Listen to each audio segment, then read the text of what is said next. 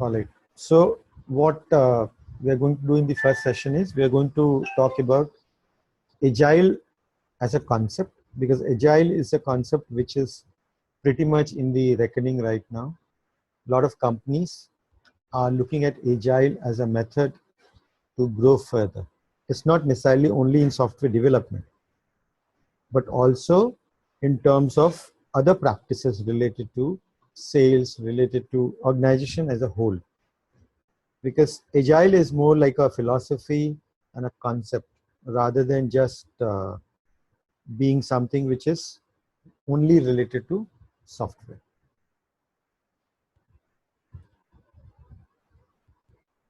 So what we are going to do in this part is we'll understand in software, especially in software, what is the need for another methodology. We already have so many. Waterfall is there, a spiral is there, and there are many other methodologies which are already in practice and people are using it. So why do we need another methodology? Second is, what is the meaning of agile? What do we really mean by saying that this is agile methodology or this is agile practice? And then we'll see something which is very specific to software development in the form of Agile Manifesto, because from Agile Manifesto onwards, a lot of agile practices came into existence and people started to use it properly. So the question is, why do we need agile? Okay. So the birth of agile is everything to do with IT industry situation when it happened. So around 1990s, people started to realize that business requirements are changing pretty frequently.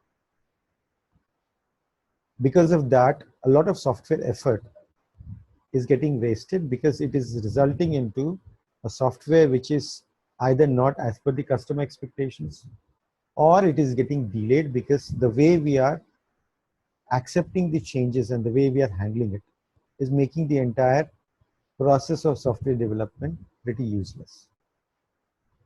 Second aspect of IT industry is predictive planning.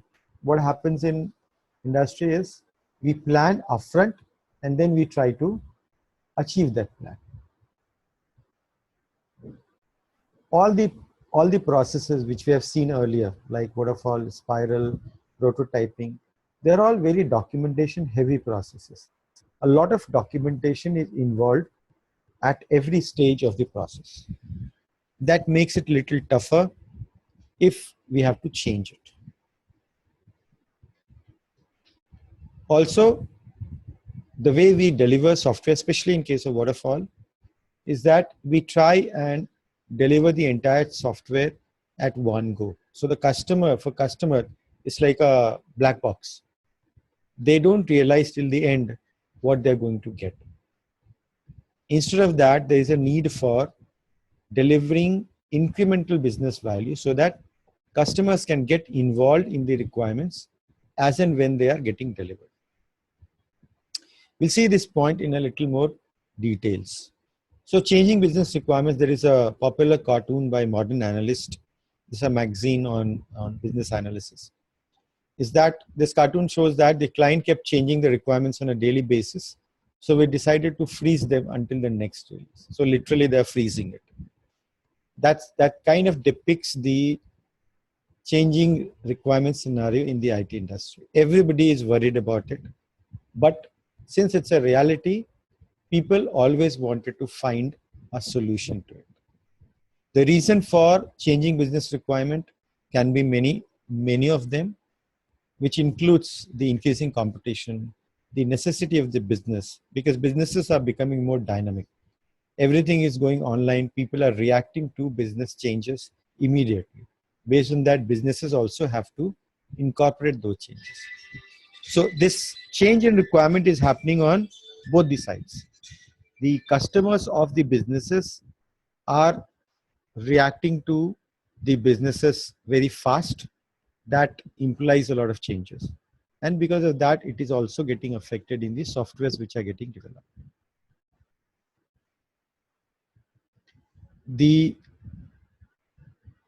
requirement changing is not just is not, primarily it is difficult because the way we handle the changes, as we did last time, the change management process. So change management process, even though it is expected to handle changes, but it's just a process. It simply establishes certain aspects of changes to be carried out, but it does not ensure that your software becomes very adaptive to the changes which are expected. Next is predictive planning. So in typical software lifecycle, we plan upfront. The project manager actually plans everything upfront, right in the beginning.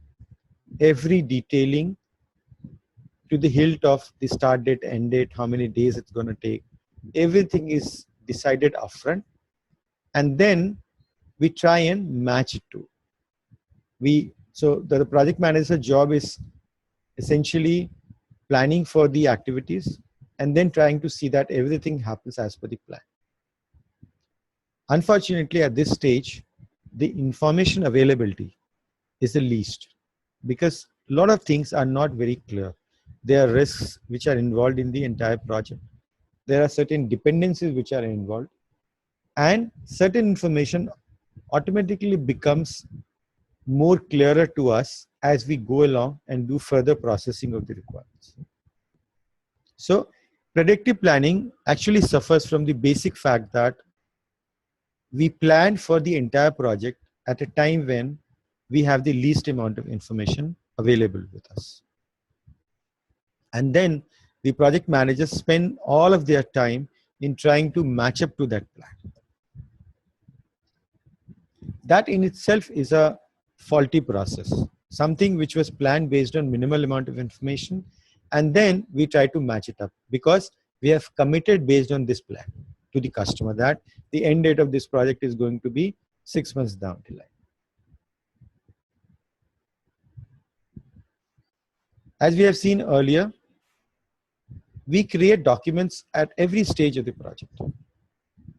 And there is loads of documents which get prepared for every project. Now imagine if we have to change certain things at a later stage. Unless you change all the documentations of all these stages which are connected with each other, your documentation will not remain compatible or synchronized with the software which you are developing. So they will get, if you don't modify them as per the changes, they will remain unsynced with the current software. And that puts a lot of effort into accepting any change at any point in time. You need to go back and do certain changes in the entire cycle of documents. All of this combined together actually led to a situation where changes became very difficult to do in the software and forget about doing it at any stage. So in addition to all of that, we also had a problem where we had created a black box for the customer. Customers said, I want this software. And then he said, okay, fine, we are going back and we'll develop it and then we'll come back to you and give it to you. At the end of it, 6 months, 9 months down the line, when you create that software and go back to the customer may get a big surprise. Okay, so the people started to say, okay, fine, let's divide this whole project and then deliver it in pieces to the customer. But then delivering pieces to the customer requires you to deliver something which the customers can make use of. For example, if we can stack up the different modules of a software, okay, and we try to deliver it like this is of no value to the customer because it's done in such a manner that this increment or this division of work is done in such a manner that is half across the board. Nothing is usable. But if you really want to involve the customer so that you can get feedbacks from the customer at an early stage, you need to start delivering like this. You deliver something which is one piece of the deliverable, but at the same time, has some value for the customer so that they can use it. Right? This concept of delivering business value was missing from the entire prior to agile processes. So all these reasons which we have discussed actually led to something called agile. Agile is not a word or a term which is new in English. Agile has been there for a long time, and we can relate agile to many things, like this leopard and the agility of the leopard. And there are so many other examples, like a jumbo jet flying at supersonic speed. We have seen that earlier. So agility as a term is always there in existence. Everybody understood the literal meaning of agile. But just to recap, the agility means the ability to create and respond to changes quickly without compromising on the value. So agility does not mean that you compromise on the final goal or the final objective. Agility means you are able to respond to changes quickly. One of the important aspects of agile is reversibility, meaning the agility refers to the ability to reverse, undo and redo things. Unless you can undo and redo things, you cannot be agile. Imagine a situation where you create something and then the customer tells you that this is useless, or you realize that this is not going to work. If you are not in a position to undo this and redo something, you are stuck. Right? It's like, example is, if you create the foundation for a building and that foundation itself is faulty, your entire building is in danger. Now you cannot make that building unless you redo the foundation. But a building foundation undoing is a massive task. Okay, we have been struggling prior to the agile methodology with this problem, that we build something which create the entire foundation layer, and then we struggle to try to match up to for the entire project. So how this all of that came together was when in 2001, 17 experts, people who were involved in software development processes, and they were trying individually in their own rights to work out a solution or a process which can take care of all the problems which we have discussed. So there were many things many people were doing. So all of them came together in 2001 and they said, okay, let's try and find out a way so that we can get rid of this document driven and heavyweight software processes. So they created a manifesto for agile software development. And they formed a group loosely called Agile Alliance.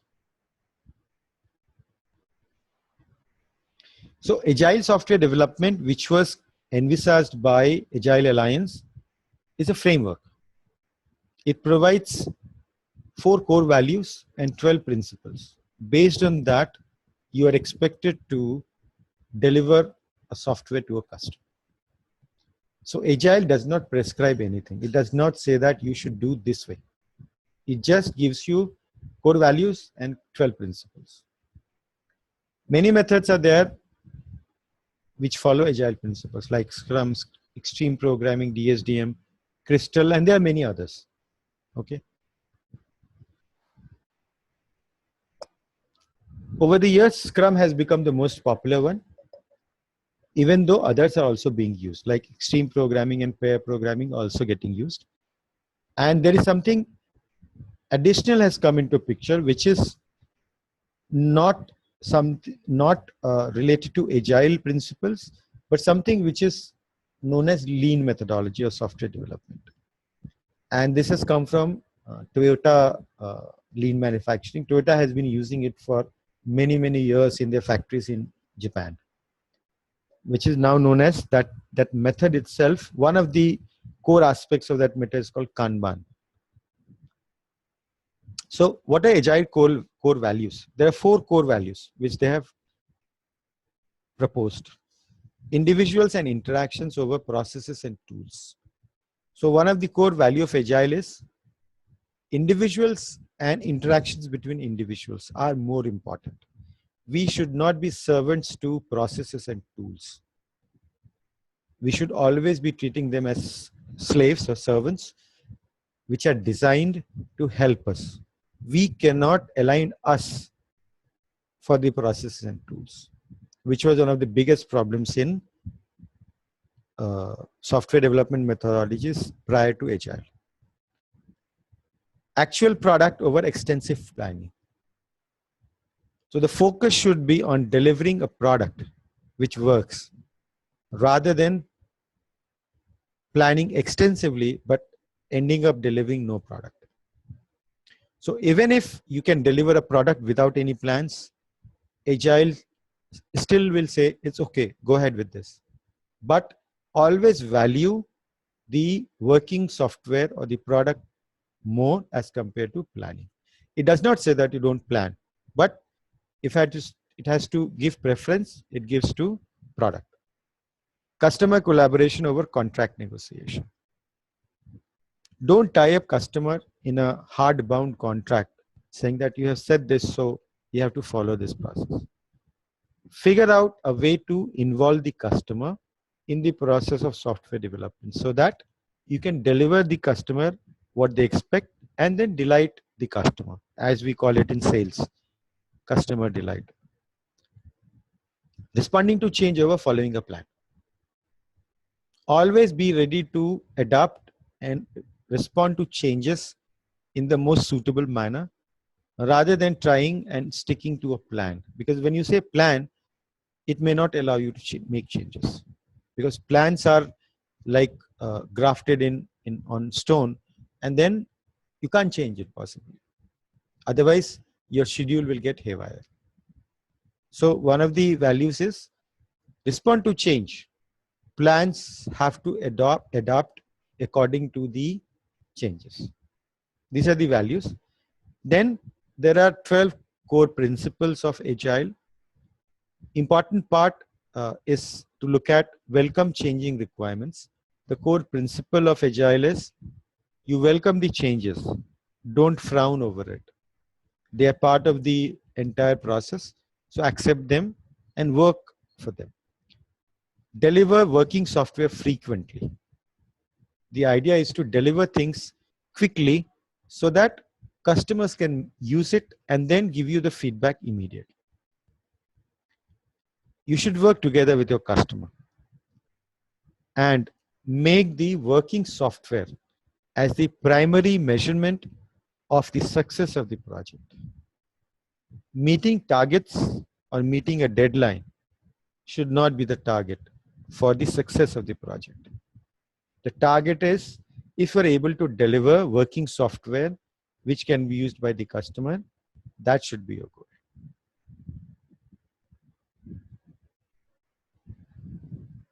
Okay, so if you have any questions, you can ask me.